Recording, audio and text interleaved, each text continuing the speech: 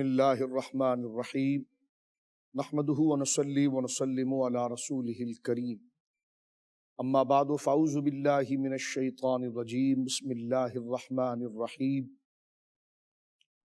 وما ارسلناک الا رحمۃ للعالمین آمنت باللہ صدق اللہ العظیم۔ محترم ناظرین السلام علیکم ورحمۃ اللہ وبرکاتہ۔ معجزات رسول صلی اللہ علیہ وسلم کے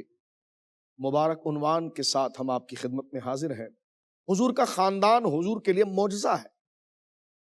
کس طرح کہ یہ حضور علیہ السلام کی عظمت و شان کا اظہار ہے۔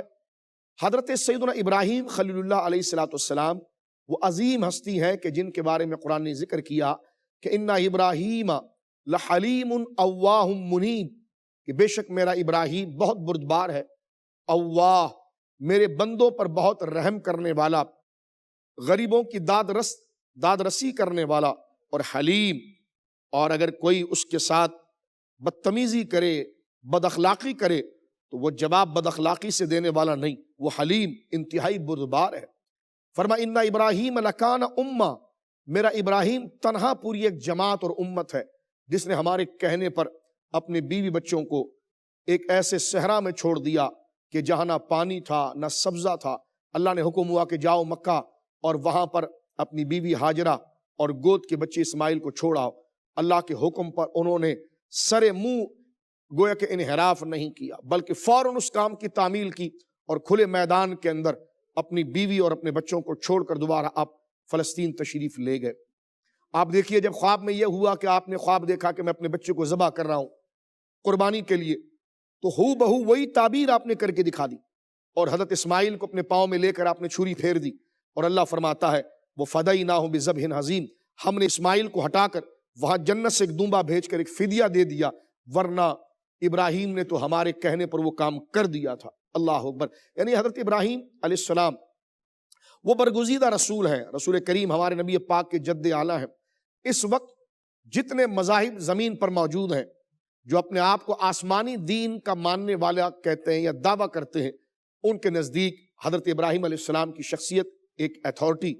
اور ایک ضمانت ہے، کیونکہ وہ جد الانبیاء ہیں، انبیاء کرام کے وہ دادا ہیں، بعد کے تمام انبیاء ان کی اولادوں میں سے ہیں۔ آپ کے دو بیٹے ہیں، ایک حضرت سیدنا اسحاق علیہ السلام اور ایک سیدنا اسماعیل۔ آپ کی دو زوجہ ہیں، سیدتنا سارہ اور سیدتنا ہاجرہ۔ سیدہ سارہ سے آپ کے بیٹے اسحاق پیدا ہوئے ہیں اور سیدہ ہاجرہ سے آپ کے بیٹے اسماعیل پیدا ہوئے ہیں۔ بنی اسرائیل کی پورے انبیاء کی پٹی اگر آپ دیکھیں تو حضرت سیدنا اسحاق کے بیٹے حضرت یعقوب، ان کے بیٹے یوسف، پھر ان کی اولادوں میں حضرت موسیٰ، پھر ان کی اولادوں میں حضرت داؤد، پھر حضرت سیدنا سلیمان، پھر حضرت یحییٰ، زکریا، یہاں تک کہ حضرت عیسیٰ۔ یہ پورا جو انبیاء کا سلسلہ ہے یہ حضرت سیدنا ابراہیم کی اولاد ہے۔ اور ادھر سے اسماعیل جو عرب کے اندر تشریف لائے، ان میں ہمارے نبی پاک صلی اللہ علیہ وسلم ان کی اولاد میں آئے۔ میں عرض کر رہا تھا کہ حضور کے والدین خود اور خاندان حضور علیہ السلام کا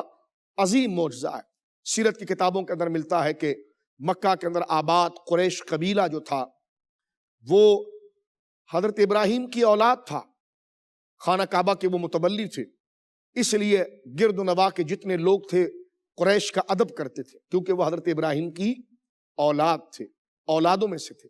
لیکن حضرت ابراہیم کے ساتھ یا حضرت ابراہیم کی اس وقت کیا یادگار تھی جس کی وجہ سے قریش اپنے آپ کو اس سے ممتاز کرتے؟ ایک تو خانہ کعبہ تھا محترم ناظرین، اور آج بھی خانہ کعبہ کے اندر ایک وہ مبارک پتھر موجود ہے جس پر حضرت ابراہیم کے پاؤں کے نشان ہیں۔ آج بھی جب حاجی طواف کرتا ہے تو مقام ابراہیم پر آتا ہے، اور وہ مبارک پتھر آج بھی خانہ کعبہ کے دروازے کے سامنے آپ دیکھتے ہیں کہ باقاعدہ ایک سنہری جالی، یعنی سنہری نما جالی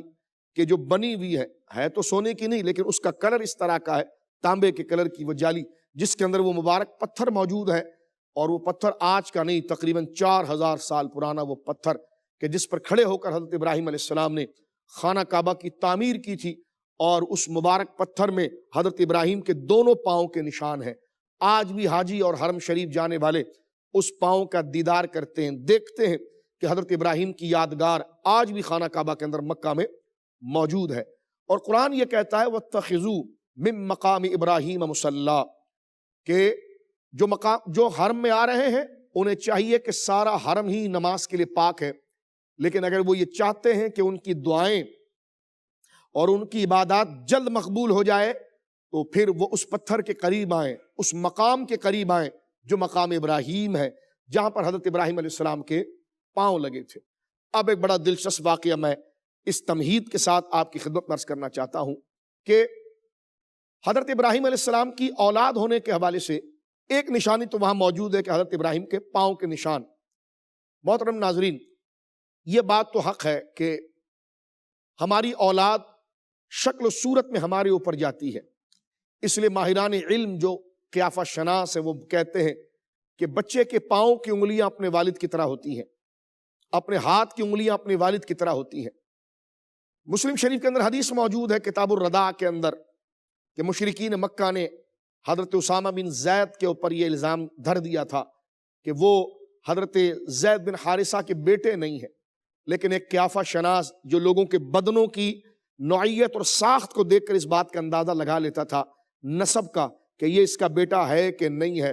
اس نے جب حضرت زید بن حارثہ جو والد تھے ان کے اور اسامہ جو ان کے بیٹے تھے ان دونوں کے پاؤں کی انگلیوں کو جب دیکھا تو پاؤں کی انگلیوں میں مماثلت تھی، تو اس نے کہا کہ ہاں جو لوگ الزام لگاتے ہیں، غلط تہمت لگاتے ہیں، وہ غلط بات کہتے ہیں، اسامہ واقعی میں زید بن حارثہ کے بیٹے ہیں۔ یعنی یہ قیافہ شناسی تھی۔ آج بھی آپ دیکھیے کہ یہ چیزیں باقاعدہ معتبر ہیں۔ اب اس بات کو سننے کے بعد کہ ایک ابراہیم علیہ السلام کے قدم کا نشان خانہ کعبہ میں موجود ہے اور بچے کے پاؤں اور انگلیوں کے نشانات اپنے باپ، اپنے دادا، اپنے نانا سے مماثلت رکھتے ہیں۔ سیرت کی کتابوں میں آتا ہے کہ جب نبی پاک صلی اللہ علیہ وسلم کی عمر شریف 15 سے 16 سال کے قریب تھی، اب آپ دیکھیے، اور حضور علیہ الصلوۃ والسلام مکہ مکرمہ یعنی خانہ کعبہ کے اندر موجود تھے، حرم خدا کے اندر موجود تھے، دوپہر کا وقت تھا، سرکار خانہ کعبہ میں ایک سائیڈ کے اوپر آرام کر رہے تھے، لیٹے ہوئے تھے، بدن پر چادر ڈالی ہوئی تھی، لیکن آپ کے دونوں پاؤں مبارک چادر سے باہر تھے۔ عرب کا ایک بڑا قیافہ شناس جو اس طریقے سے نسب اور خاندانوں کو پہچان لیتا تھا، انتہائی بوڑھا شخص تھا، اس کے شاگرد اس کو بازو سے پکڑ کر لے کے جا رہے تھے، قریب تھا کہ وہ حضور علیہ الصلوۃ والسلام کے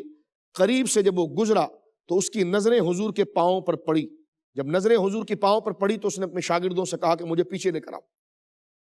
جب پیچھے لایا گیا اس نے غور سے حضور کے پاؤں کو دیکھا، اب اس نے کہا کہ مجھے مقام ابراہیم پر لے جاؤ۔ جب لے جایا گیا تو اس نے حضرت ابراہیم کے پاؤں کے نشان کو دیکھا تو چیخ پڑا، اس نے کہا میں دعوے سے کہہ سکتا ہوں یہ جو ابراہیم کے پاؤں کے نشان ہے نا بالکل اس نوجوان کی طرح ہے۔ مجھے بتاؤ یہ نوجوان کون ہے کہ اس کے پاؤں کے نشانات اور اس کی انگلیوں کے نقش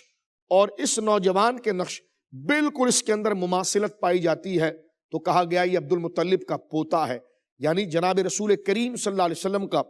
اولاد ابراہیم سے ہونا یہ اتنا بڑا شرف، اس کا اعلان آپ کی زندگی مبارکہ کے اندر ہی گویا کہ ہو گیا تھا۔ بخاری شریف کے اندر روایت موجود ہے کہ نبی کا خاندان کس قدر معظم ہوتا ہے۔ صحیح بخاری شریف اگر آپ دیکھیں تو کتاب الوحی کے اندر یہ روایت آتی ہے واضح طور پر، اور وہ روایت یہ ہے کہ جناب ابو سفیان جب انہوں نے اسلام قبول نہیں کیا تھا اور وہ قریش کے سردار تھے، وہ نبی پاک صلی اللہ علیہ وسلم کے دعوی نبوت کے بعد مسلمانوں کی شکایت کرنے کے لیے ہرقل قیصر روم کے پاس گئے اور ان سے جا کر کہا کہ ہمارے علاقے میں ہمارا ایک ہی مذہب تھا، ہم میں سے ایک قبیلے سے کا ایک شخص کھڑا ہوا، اس نے نبوت کا دعویٰ کیا، کہا میں اللہ کا نبی ہوں، اور اس سے ہمارے قبیلوں کے اندر اختلاف کھڑا ہو گیا، آپ اس سلسلے میں ہماری مدد کریں۔ قیصر روم جو روم کا بادشاہ تھا اس نے ساری بات سننے کے بعد یہ پوچھا کہ ابو سفیان ذرا یہ بتاؤ پہلے جو خود کو نبی کہتا ہے وہ تمہیں باتیں کیا سکھاتا ہے؟ تو کہا وہ باتیں یہ سکھاتا ہے کہ سچ بولا کرو، جھوٹ مت بولا کرو، بے حیائی کے کام نہ کرو، اپنے بچوں کو